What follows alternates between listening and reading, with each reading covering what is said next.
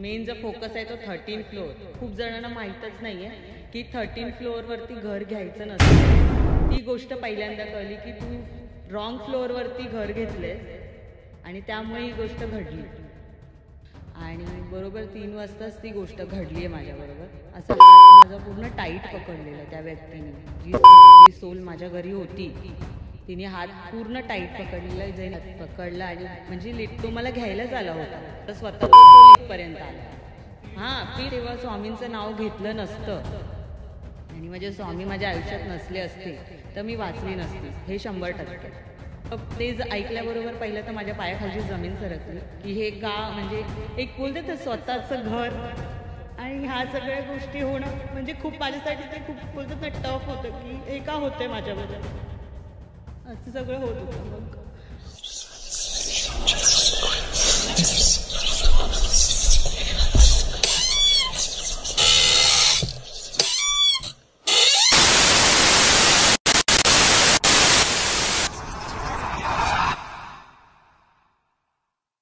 तर नमस्कार मित्रांनो, तुमचं स्वागत आहे आपल्या नवीन भयंकर स्टोरीमध्ये. आणि आजची भयंकर स्टोरी आपल्याला सांगणार आहे अनुजा. तर मला असं वाटतं अनुजा की सर्वात आधी तू तुझी ओळख आपल्या ऑडियन्सला करून दे. माझं नाव श्री स्वामी समर्थ. माझं नाव अनुजा सागर जाधव. मी मीरा रोडला राहते. हाऊसवाईफच आहे मी आता. आणि 2 मुलं आहेत मला, एक 11 महिन्याचा आणि एक 6 वर्षाचा. तर सध्या तर मी काही जॉब वगैरे नाही करत आहे, मी घरीच आहे, हाऊसवाईफ. तर मला असं वाटतं की आपली जी भयंकर स्टोरी आहे ती चालू करावी आपण. हो, पहिल्यांदा मुळात मला हे सांगायचं आहे की मला ही गोष्ट जी म्हणजे शेअर करते त्याचं कारण हे आहे की जी गोष्ट माझ्याबरोबर घडली आहे ती अजून कोणाबरोबर घडू नये किंवा माणसं म्हणजे सतर्क ते फसू नये, त्यामुळे मी ही गोष्ट शेअर करते. ओके, तर काय झालंय नेमकं? मी लॉकडाऊन पूर्ण माझं नालासोपारामध्ये गेलं. त्याच्यानंतर आम्ही असं डिसाईड केलं की आम्हाला शिफ्ट व्हायचं आहे. तर कुठे शिफ्ट म्हणजे स्वतःचंच घर घ्यायचं आहे. आधी आम्ही रेंटवरच होतो, मग स्वतःचं घर घ्यायचं आहे तर आम्ही कुठे घ्यायचं, कसं काय, तर ते सगळं डिस्कशन झालं. त्याच्यानंतर आम्ही मीरा रोडमध्ये शिफ्ट व्हायचा विचार केला, कारण तिथे ट्रॅव्हलिंग वगैरे चांगलं प्रॉपर पडेल म्हणून. तर आम्ही फ्लॅट बघितलं, सगळं आमचं डन वगैरे झालं. आणि म्हणजे वास्तुशास्त्र हे मला एवढं काही माहीत नव्हतं. फक्त एवढं माहिती होतं की दिशा बघून फ्लॅट घ्यायचं, घर घ्यायचं, एवढं फक्त म्हणजे बेसिकच माहित होतं की घर घ्यायचं आहे आपल्याला तर दिशा बघूनच घर घ्या. बाकी ज्या आतल्या गोष्टी आहेत, हे इकडचं डायरेक्शन इकडे असतं, ही दिशा इकडे असते, हे सगळं काहीच माहीत नव्हतं. आणि मी वास्तू कन्सल्ट पण केलं होतं. मी सगळं वास्तूच्या ह्याच्यानीच जात होती, म्हणजे सगळ्या गोष्टी बघूनच जात होती. पण मेन मुद्दा हा होता की मला न्यूमरोलॉजी माहीत नव्हतं, ते जे फ्लॅट्स नंबर्स असतात किंवा काय. आणि 13 फ्लोअर ते मेन जो फोकस आहे तो 13 फ्लोअर. कारण काही जणांना खूप जणांना माहीतच नाहीये की 13 फ्लोअरवरती घर घ्यायचं नसतं. आणि सर्वात मोठी चूक माझी तीच झाली जी मला माहीत नव्हती. आणि ते सगळं जी सगळी गोष्ट घडल्यानंतर ती गोष्ट पहिल्यांदा कळली की तू रॉंग फ्लोअरवरती घर घेतलेस आणि त्यामुळे ही गोष्ट घडली. किंवा मी असं पण समजेन की ते माझे कर्म होते की ते मला फेडायचे होते. तेही एक गोष्ट आहे की आपले कर्म पण मुळात चांगले असावे लागतात. जर आपण कुठची गोष्ट लाईफमध्ये करू किंवा कुठेही ग्रो हो किंवा काही, आपले कर्म चांगले असतील तर आपल्याला सगळं चांगलंच मिळेल. पण आपले कर्म जर वाईट असतात ना तर ते कुठे ना कुठेतरी ते आपल्याला भोगायला लागतातच 100%. कर्म इथेच भोगायचं. मग ते एक झालं. तर त्याच्यामुळे ते म्हणजे झालं, आम्ही घरात राहायला गेलो. माझं इंटिरियर वगैरे सगळं झालं, प्रॉपर सगळं होतं. आणि आमच्या ध्यानीमध्येच नाही किंवा कधीही गोष्ट अशी होईल किंवा काय, कधी आम्ही असं विचारच नाही केला. मुळात मी नाहीच विचार केला. घाबरतो तर आपण त्या गोष्टीला होच, की आपल्याला असं कोणी गोष्ट सांगितलं आपल्याला भीती तर वाटते, पण ते आपल्या बरोबर होईल, माझ्या बरोबर होईल हे असं मला कधी वाटलंच नाही, विचारही नाही केला होता.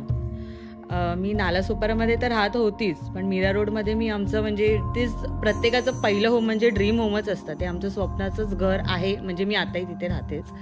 आणि घेतलं आम्ही, खूप खुश होतो, हॅपी होतो. म्हणजे असं खूप बरं, जेव्हा स्वतःचं घर होतं तेव्हा एक फिलिंग एकदम वेगळीच असते की बाबा असं आहे, म्हणजे खूप वेगळं वाटतं आणि छान वाटतं. आणि नंतर ज्या ह्या गोष्टी घडतील हे सगळं माहीतच नव्हतं. मग काय झालं चालू, एक स्टेप बाय स्टेप ते सगळं घडत गेलं. आणि त्याला मी फेस पण केलं आणि त्याच्यामध्ये पण ते मेन वास्तूचं हे पण आहे कलर कॉम्बिनेशन, त्याच्यामध्ये पण मला प्रॉब्लेम आला. मला तिने सांगितलं हा कलर इकडे द्यायचा, तो कलर तिकडे द्यायचा. माझं पूर्ण काम सर्व तुम्ही A to Z वास्तूच्या हिशोबाने सगळं A to Z, colour combination पण सगळं. पण एक कलर किचनमध्ये माझा मिस झाला, तर ती मला बोलली की नाही हा इकडे कलर तुमचा नाही सूट होणार, तुम्हाला बदलावा लागेल. पण मग तेव्हा पण मी म्हणजे एक आता एवढं पण खर्च केला आणि परत जर खर्च येणार मग आपण परत कसं अफोर्ड करणार एवढं. मग ते स्किप केलं चल ना एवढं पण मग नाही, आम्ही ते सगळं नाही केलं. मी बोलली राहून दे आता सध्या तरी, आता नाही करायचं आपल्याला, बघू पुढे काय ते. आणि मग नंतर मग मी म्हटलं असं का होतंय, म्हणजे प्रॉब्लेम्स का क्रिएट होत आहेत एवढं सगळं चांगलं होऊन. तरी पण मग ते नॉर्मलवर घेतलं, म्हटलं जाऊ दे. मग लेट गो केलं आणि मग काही दिवसांनी कसं आमचं असं प्लॅन झाला की आमचं स्वतःचं घर घेतलं आम्ही, तर अक्कलकोटला जाऊया स्वामी समर्थांकडे, तिथून दर्शन घेऊन मग आपण येऊ आणि मग पुढची जी वाटचाल आहे ती आपण चालू करू. असं ठरलं आमचं जायचं. रात्री की जाऊ, आम्ही हॉलमध्ये झोपलो जायचं म्हणून, सगळी तयारी वगैरे केली आणि मग हॉलमध्ये झोपलो आणि ते झालं. म्हणजे झोपलो काही विचार नाही, पण एवढं आहे की जायच्या आधी मला हे वाटत होतं की मला आता जायचं नाही आहे, म्हणजे इच्छा होत नव्हती जायची अक्कलकोटला. हां म्हणजे नको, आता नको, हा राईट टाईम नाही आहे असं माझ्या मनाला वाटत होतं. तर का वाटत होतं ते तेव्हा माहीत नव्हतं की का वाटतंय. तर मग झोपलो आम्ही आणि बरोबर रात्री 3 वाजले होते. म्हणजे मी झोपून उठल्यानंतर मी वॉच बघितलं, तर मी झोपलेली आणि माझा मोठा मुलगा माझ्या बाजूला झोपलेला, त्याच्यावरती मी असा हात ठेवून झोपली होती. आणि बरोबर 3 वाजताच ती गोष्ट घडली आहे माझ्याबरोबर. असा हात माझा पूर्ण टाईट पकडलेला त्या व्यक्तीने, जी सोल माझ्या घरी होती तिने हात पूर्ण टाईट पकडलेला, जेणेकरून माझा हात हे पुढचा जो पार्ट आहे ना तोही हलत नव्हता, एवढं टाईट पकडलं होतं. आणि मी झोपेमध्ये हे असं बोलते की माझ्या घरात पॉझिटिव्हिटी आहे, श्री स्वामी समर्थ असं बोलते. आणि श्री स्वामी समर्थ बोलता बोलता ती जी सोल होती त्याने असं म्हटलं की मी स्वामी आहे म्हटल्यावरती मी जे बुक वाचायची त्या बुकमध्ये फोटो आहे, तोच फोटो बरोबर आला आणि जसं फोटो समोर आला ना स्वामींचा तसं त्यांनी हात सोडला माझा असं. आणि मी लगेच घाबरून उठली आणि लिटरली मी पूर्ण घामाघूम झाली होती. मग असं काय झालं, पण मी घाबरली होती आणि 3 वाजता बघितलं मी वॉच, 3 वाजले होते, प्रॉपर 3 वाजलेले. म्हणजे त्या सोलनी फक्त हात पकडला आणि म्हणजे तो मला घ्यायलाच आला होता. अच्छा. मी हात पकडून असं सोडायचा प्रयत्न करते आणि मी बोलते माझ्या घरात पॉझिटिव्हिटी आहे, श्री स्वामी समर्थ. आणि माझा स्वतःचा सोल इथपर्यंत आला होता. फील मी केलं ना, म्हणजे बॉडी आणि सोल ह्याला फील केलं मी. माझी बॉडी खाली झोपली आणि माझं सोल इथे आलं, एवढं मी फील केलं. आणि जर मी तेव्हा स्वामींचं नाव घेतलं नसतं आणि माझे स्वामी माझ्या आयुष्यात नसले असते तर मी वाचली नसतीस, हे 100%.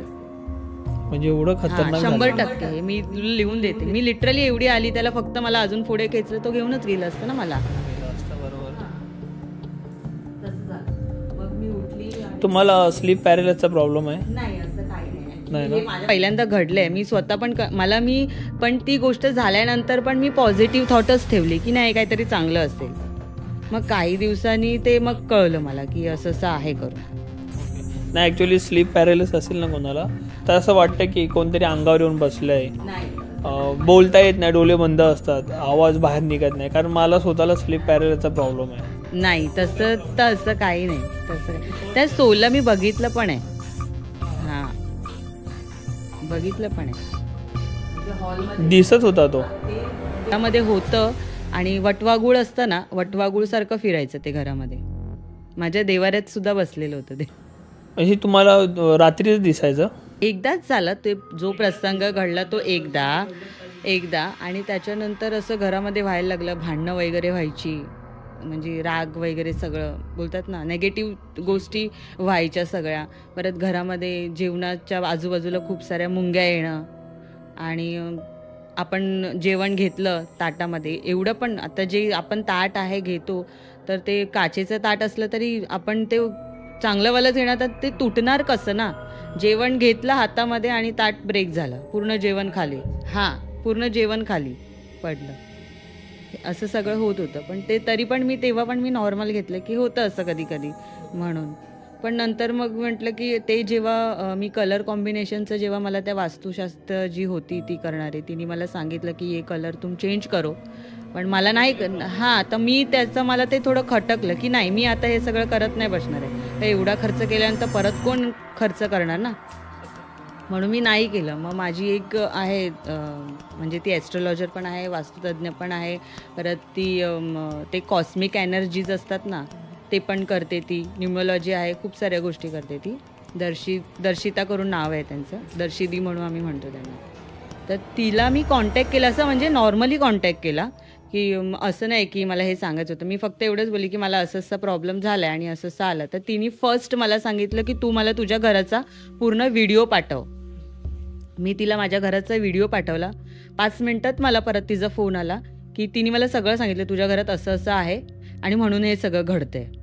मग परत तिने ते का आहे तर तिने माझी पत्रिका बघितली तर पत्रिकेमध्ये सुद्धा ते दोष असतात, ते काहीतरी प्रेतदोष असं काहीतरी असतात. जर ते पितृदोष नाही, ते दुसरं काय प्रेत असं काहीतरी आहे, माझ्या तर लक्षात नाही आहे. मग ते असल्याने सुद्धा आपल्याबरोबर त्या गोष्टी घडतात. नेमकं तोच घर घेणं आणि तिकडेच ती नेगेटिव्हिटी असणं हे घडतं. बरोबर. नंतर हळूहळू एक्सप्लेन करून सांगितलं, पण मी ते ऐकल्याबरोबर पहिलं तर माझ्या पायाखालची जमीन सरकली की हे का, म्हणजे एक बोलते तर स्वतःचं घर आणि ह्या सगळ्या गोष्टी होणं म्हणजे खूप माझ्यासाठी ते खूप बोलतात ना टफ होतं की हे का होतंय माझ्याबरोबर, असं सगळं होत होतं. मग काही दिवसांनी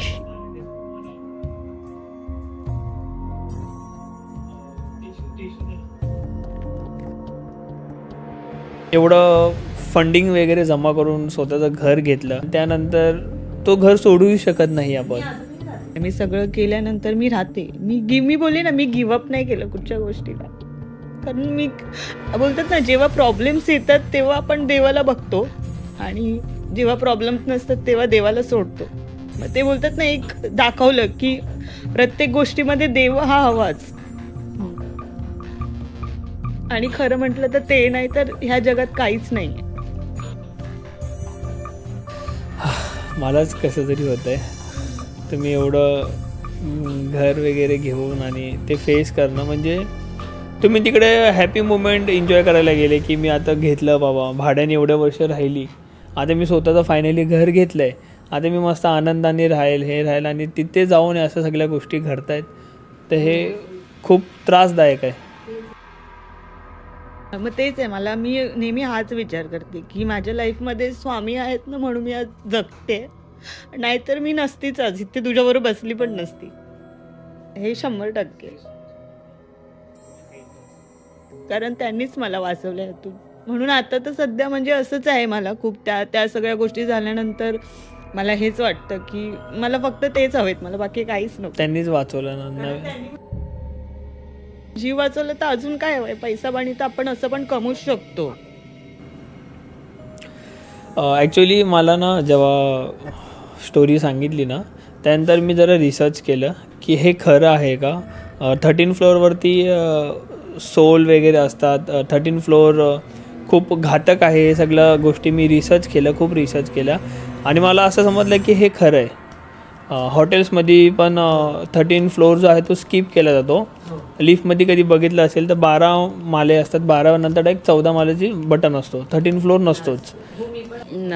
हो, मी पण ऐकलं, पण हे सगळं कसं माझ्याबरोबर घडल्यानंतर मला त्या गोष्टी समजल्या की ॲक्च्युअल असं असतं किंवा काय. मग ते नंतर पण आता काही करू शकत, हे सगळं झाल्यानंतर कळल्यावर काही करूच शकत नाही. मग एवढाच मार्ग उरतो की तुला त्या गोष्टीला फेस करायचं आहे आणि तुला सगळ्या गोष्टी हे करायचं. म्हणजे हो, आत्ता सगळं हो, माझी आम्ही ती दर्शिदी करून आहे, त्यांनी सगळं मला व्यवस्थित प्रॉपर करून दिलं आणि आता खूप मस्त चाललंय माझं, खूप म्हणजे अनबिलिव्हेबल, खूप मस्त. मी हेच बोलेल की मी रिसर्च केल्यानंतर मला समजलं खूप सारे असे अपार्टमेंट आहेत की ते 12च माल्याचे असतात, 12च्या पुढे नसतात. असले तरी 13 फ्लोअरवरती हे सगळ्या गोष्टी घडतात. तर मी एवढीच रिक्वेस्ट करेल, जसे आमचे ताई जे आहेत त्यांनी ड्रीम होम घेऊन 13 फ्लोअरवरती घेतला योगानेच, आणि तुम्हीसुद्धा अशा गोष्टीमध्ये फसू नका. लक्षात ठेवा ही गोष्ट. आणि मला असं वाटतं की तुम्ही खरंच बरं झालं की ही गोष्ट शेअर केली, की जे काही लोक आहेत जे फसत असतील किंवा फसणार असतील ते थांबतील या गोष्टींनी. हो, म्हणजे तुम्ही वास्तुतज्ञ जरी बघाल तर तुम्ही त्या व्यक्तीला सुद्धा सर्च करा की एक्झॅक्टली ही व्यक्ती बरोबर आहे का, ही आपल्याला बरोबर मार्गदर्शन करेल का, किंवा ह्या गोष्टी आम्हाला म्हणजे कळतील अशा समजवेल का, हे पण इम्पॉर्टंट आहे. म्हणजे आजकाल काय होतं, तुम्ही वास्तुतज्ञ त्या वास्तुतज्ञांनी सांगितलेलं तिने मला सांगितलंच नाही ना की 13 फ्लोअरमध्ये घ्यायचं नाही. तिने सांगितलं असतं तर इथे झालं ना. मी तेच बोलते ना की पहिल्यांदा वास्तुतज्ञ तुम्ही चांगला निवडा, तेच महत्त्वाचं आहे. जर ते तुम्ही चांगला निवडाल तर तुमच्या बाकीच्या गोष्टी तर अशा नीट चांगल्या होतीलच. कारण आपल्या मुंबईच्या ठिकाणी एवढ्या सगळ्या गोष्टी होतात आणि हे वास्तुतज्ञ किंवा काही खूप सारी आहे, खूप म्हणजे खूप अफाट लोक आहेत त्या गोष्टी करणाऱ्या. पण हे लोकांना माहीत नाही की एक्झॅक्टली कोण चांगलं करतं किंवा कोण नाही करतं. वास्तुतज्ञ आपण यूट्यूबवर बघतो किंवा गुगलवर सर्च मारतो, थोडेसे व्ह्यूज काय बघितले तर लगेच नाही. तुम्ही त्याला रिसर्च करा. जसं तुम्ही बाकीच्या गोष्टी शॉपिंग करताना कसं इकडेच मी कपडे घेणार का, मला हाच ब्रँड आवडतो, तसं तुम्ही ह्या बाबतीत पण ठेवा. नाही मी ह्याला सर्च करणार, हा जर मला पटला, तुम्ही भले 1000 रुपये त्याला कन्सल्टिंग द्या.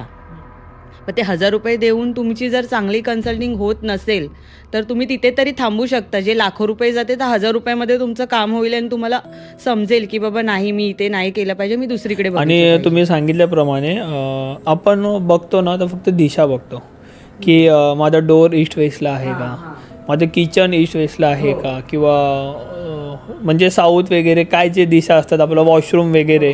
पण आपण फ्लोअर कधी नोट नाही करत.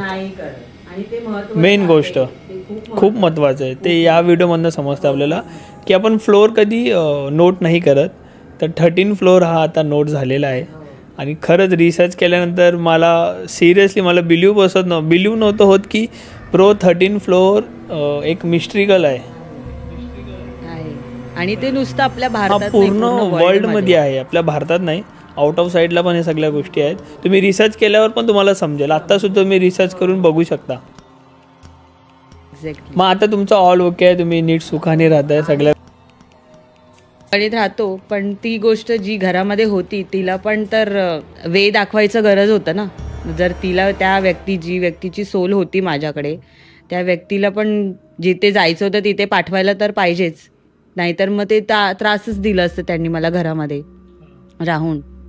तर मग ते मी केलं जे मी तुला आता म्हटली मगाशी की दर्शिदी करून आहे, तिला मी कन्सल्ट केलं. तिने मला सगळं सांगितलं की मी तिला व्हिडिओ पाठवला, तुझ्या घरी असं आहे, हे आहे. मग तेच माझ्या पायाखालची जमीन सरकली. मी पूर्ण टेन्शनमध्ये, म्हणजे लिटरली 1-2 हफ्ते मी विचार हाच करत होते की माझ्याबरोबर का, म्हणजे काय केलंय असं सारखं तेच वाटत राहायचं.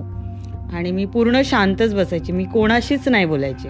तर काय नेमकं सांगितलेलं काय हां, की एका म्हाताऱ्या माणसाची सोल होती माझ्या घरी, आत्मा होती. ते त्यांचं म्हणजे जिथे जी बिल्डिंग कन्स्ट्रक्शन झालंय तिकडे पहिला आधी स्लम एरिया होता आणि तिकडे कसं फॅमिलीज मॅटर्स असतात ना की तुझं मला हिस्सा दे, हे. तर त्याचा हिस्सा हिरकावून घेतला होता त्याचा. हिरकावून घेतला होता आणि त्याला जे हवं ते नाही दिलं. आणि त्याचं म्हणजे मारलं त्याला त्या लोकांनी. त्याची जे फॅमिली मेंबर जे कोण XYZ होते त्या लोकांनी त्याला मारलं. तर मग त्याची सोल तर मुक्तच नाही झाली ना, तिथेच फिरत बसली.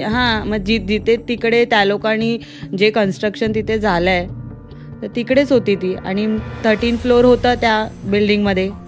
मग त्या लोकांसाठी ती जागा तर आहेच, तीच जागा असते. मग तो तिकडे जाऊन बसला आणि तिथेच होता. आणि एकच सोल नव्हती तिकडे, 5-6 सोल होत्या असं टोटल म्हणायला. पण माझ्या घरात एक सोल होती, बाहेर रेफ्युजी एरिया आहे. किती फ्लॅट्स आहेत टोटल 13 फ्लोअरवर? रेफ्युजी एरिया आहे आणि बाजूला 2, म्हणजे 3 फ्लॅट्स. एका फ्लोअरवरती 4 असतात, पण माझ्या इथे रेफ्युजी एरिया असल्यामुळे 3 फ्लॅट. तो बाकीचा जो एरिया आहे तो दोन्ही फ्लॅट राहतात. आता ते समोरचे जे आहेत ते दुबईला असतात आणि नेबर जे आहेत ते रेंटवरती आहेत, आज बाजूला ते रेंटवर देतात असं.